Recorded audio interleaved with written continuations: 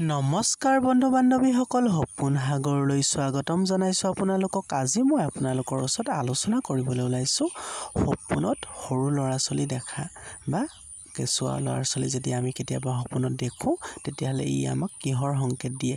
যিহেতু প্ৰত্যেক সপোনে আমাক আহিব লগা দিনকেইটাৰ বিষয়ে একোটা সংকেত দিয়ে, আৰু তেনে অৱস্থাত যদি আমি কেতিয়াবা সপোনত গভীৰ নিন্দাত যদি আমি সপোনত কেঁচুৱা দেখোঁ, কেঁচুৱাই খেলি থকা দেখোঁ বা কান্দি থকা দেখোঁ, বা কেঁচুৱা আমি কোচত লৈ থকা দেখোঁ বা খেলি থকা আমি চাই আছোঁ, এনেধৰণে যদি বিভিন্ন অৱস্থাত যদি আমি কেঁচুৱা দেখোঁ তেতিয়া ইয়াৰ ভিন ভিন অৱস্থাৰ কিন্তু ভিন ভিন অৰ্থ আছে।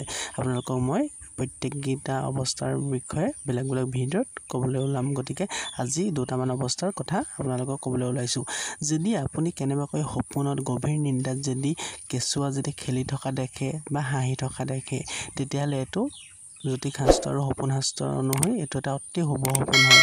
এনে সপোন দেখিলে আপুনি নিজৰ যি কাম যি কৰি আছে সেই কামত অতি সোনকালে ছাকচেছ পাব পাৰিব, উন্নতি লাভ কৰিব পাৰিব। যি কাম আপুনি সেই অৱস্থাত কৰে সেই কামত আপুনি অতি শীঘ্ৰে উন্নতি লাভ কৰিব পাৰিব। কাৰণ এনে সপোন সেইজন ব্যক্তিয়ে দেখে যিজন ব্যক্তিৰ বহুদিনৰ পৰা কোনো কামত ছাকচেছ হ'ব নোৱাৰে বা যি কাম তেওঁ কৰি থাকে সেই কামত উন্নতি নহয়। এনেকুৱা অৱস্থাত যদি আপুনি সৰু ল'ৰা ছোৱালী খেলি থকা বা কেঁচুৱাই যদি হাঁহি থকা এনেকুৱা অৱস্থাত যদি আপুনি কেনেবাকৈ দেখে তেতিয়া আপুনি গম পাব যে আপোনাৰ আহিব লগা দিনকেইটা অতি শীঘ্ৰে ৰঙীন হ'ব। আপোনাৰ যি মনৰ আশা আছে সেই মনৰ আশাৰো পূৰণ হ'বলৈ অতি শীঘ্ৰে সফল হ'ব আপোনাৰ মনৰ আশা।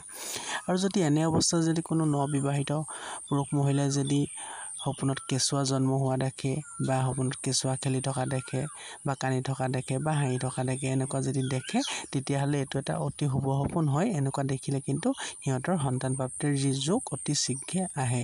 গতিকে সপোনত কেঁচুৱা দেখাটো এটা বহুত ভাল সপোন বুলি গণ্য কৰা হয়।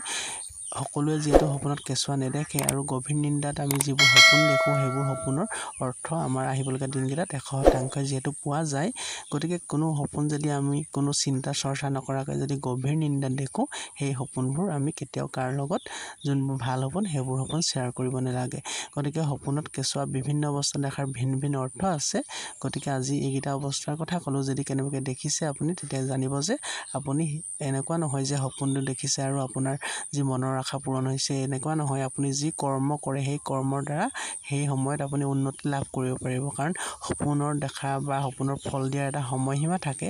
সেই সময়সীমাৰ ভিতৰত আপুনি নিজে জানিব যে আপুনি সেই সময়ত ছাকচেছ হৈছে বা আপোনাৰ মনৰ যি আশা পুহি ৰাখিছিলে কৰ্মৰ দ্বাৰা আপোনাৰ সেই আশা পূৰণ হৈছে।